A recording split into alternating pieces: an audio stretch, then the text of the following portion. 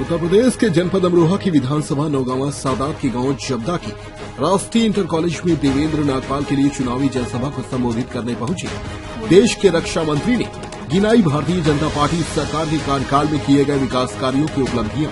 बता दें कि विधानसभा नौगांवा सादात के गांव जबदा में स्थित राष्ट्रीय इंटर कॉलेज में देवेंद्र नागपाल के लिए चुनावी जनसभा को संबोधित करते हुए देश के रक्षा मंत्री राजनाथ सिंह ने बसपा, सपा और कांग्रेस पार्टी पर निशाना साधते हुए बोले कि भारतीय जनता पार्टी के अलावा सभी राजनीतिक पार्टियों पर आरोप लगाते हुए कहा कि सभी ने देश में भ्रष्टाचार को बढ़ावा देकर भोली भाली जनता को छला है। पहले रही सभी सरकारों ने देश में भ्रष्टाचार को चरम सीमा पर पहुंचाया है, इसीलिए इनके मंत्रियों से लेकर विधायक तक जेल में नजर आ रहे हैं। रक्षा मंत्री ने किसानों को साधते हुए कहा कि भारत के प्रधानमंत्री नरेंद्र मोदी ने किसानों को सुविधा पहुंचाने के लिए बिना किसी भ्रष्टाचार के उनके खाते में किसान सम्मान निधि का पैसा सीधे पहुंचाने का काम किया है। सपा सरकार के कार्यकाल में गुंडे, भ्रष्टाचारी और माफिया खुलेआम सड़कों पर घूमते थे, लेकिन देश में जब से नरेंद्र मोदी जी की और प्रदेश में योगी आदित्यनाथ की सरकार आई है, जब से कोई भी गुंडा और बदमाश अब सड़कों पर खुलेआम नहीं घूमता है, बल्कि सलाखों के पीछे है। उन्होंने सभा में बोलते हुए कहा कि महिलाओं के सम्मान के लिए भी भारतीय जनता पार्टी सरकार ने काम किया है। अन्य सभी सरकारों की तुलना में गांव को पक्की सड़कों से जोड़ने का काम भी योगी सरकार में किया गया है। विकास कार्यों पर बोलते हुए उन्होंने कहा कि भारतीय जनता पार्टी की सरकार ने जनता की आंखों में धूल झोंकने का काम नहीं किया है, जबकि अन्य सरकारों ने जनता की आंख में हमेशा धूल झोंकने का काम किया है। सपा को आड़े हाथों लेते हुए उन्होंने कहा कि सपा डूबने जा रही है, तो सपा ने राज्य लोक दल का सहारा ले लिया है। बीजेपी सरकार ने महिलाओं के मान के लिए मुफ्त में एलपीजी गैस कनेक्शन की सुविधा देकर घरों में एलपीजी गैस सिलेंडर पहुंचाने का काम किया है। इतना ही नहीं, अपने कच्चे मकानों में जीवन यापन कर रहे लोगों को मुफ्त में प्रधानमंत्री आवास योजना के तहत मकान देने का काम भी भारतीय जनता पार्टी की सरकार ने किया है।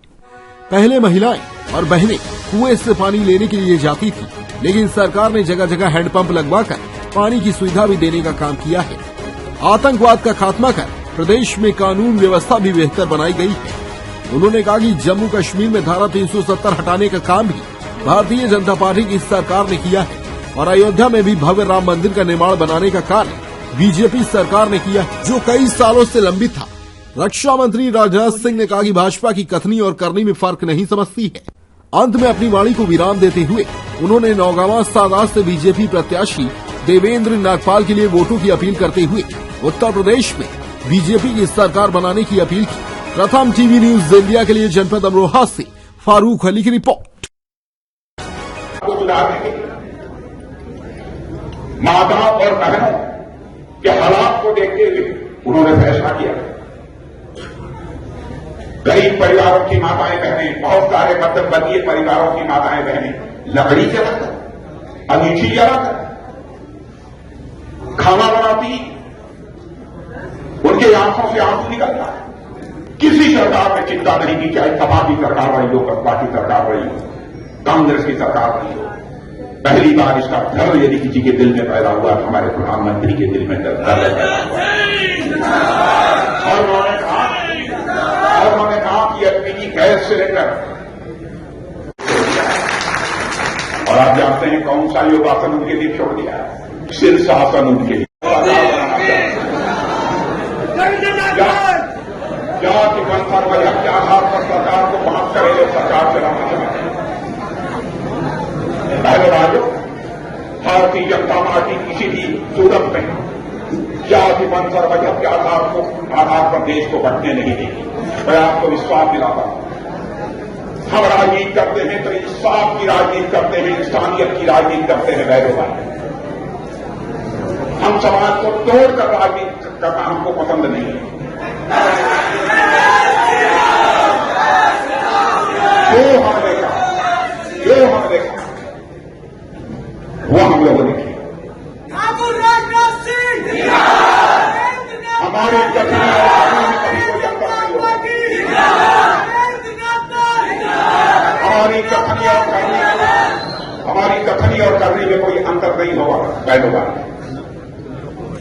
आजाद भारत में राजनेताओं ने जनता के साथ बहुत वादे किए, आंशिक रूप से भी उन वादों को पूरा कर दिया होता तो पता नहीं कब का हमारा भारत एक धनवान भारत बन गया होता, ताकतवर भारत बन गया। विश्वास का संकट भारत की राजनीति में इन लोगों ने पैदा किया है। विश्वास के संकट को भारतीय जनता पार्टी ने चुनौती के रूप में स्वीकार किया है। जो हम कहेंगे वो हम करेंगे। बहनों भाइयों, कोई व्यक्ति विशेष हो सकता है भारतीय जनता पार्टी का, तो आपके बीच कुछ कहे न कर पाए, लेकिन पार्टी का जहां तक सवाल है, मैं दावे के साथ कह सकता हूं, जो कुछ भी कहे, जो भी चीजें हम अपने घोषणा पत्रों में शामिल करेंगे, उसे हम पूरा करें। मैं आपको पूरा भरोसा दिलाना चाहता हूं। आप सभी इस बात को जानते होंगे, अंतर्राष्ट्रीय जगत में भारत की प्रतिष्ठा बढ़ रही है, भारत का मस्तक ऊंचा हो रहा है। बहनों भाइयों, जब से सरकार हमारी आई, इतना प्रतिकूल होने के बावजूद, सरकराटी ठंड होने के बावजूद कि बाहर खराब होना मुश्किल, ओला पड़ा, लेकिन फसल की क्षति तो नहीं हुई, वो लेकर नहीं हुई। और उसके बावजूद आप लोग इतनी बड़ी संख्या में यहां पर आप लोग आए और बहुत ही गर्मजोशी के साथ आप लोगों ने मेरा स्वागत और अभिनंदन किया है। मेरे बहनों भाइयों, इसके लिए आभार व्यक्त करता हूं।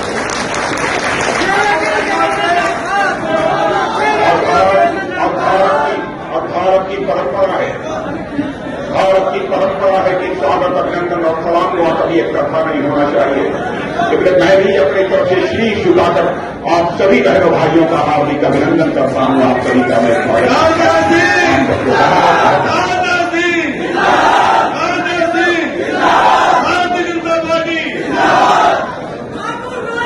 लेकिन किसान भाई सहमत नहीं हुए हैं, इसलिए मैं तीनों कानूनों को वापस लेता हूं और संसद से उन्होंने उसको रिपील करा।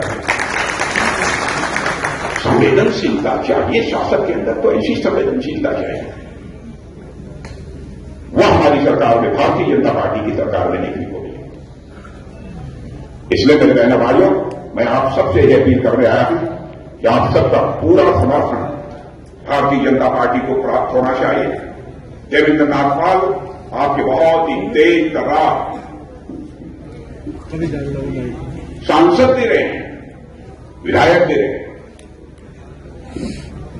और आप लोग रिकॉर्ड मतों से देवेंद्र नाथ पाल को जिताकर भेजेंगे। मैं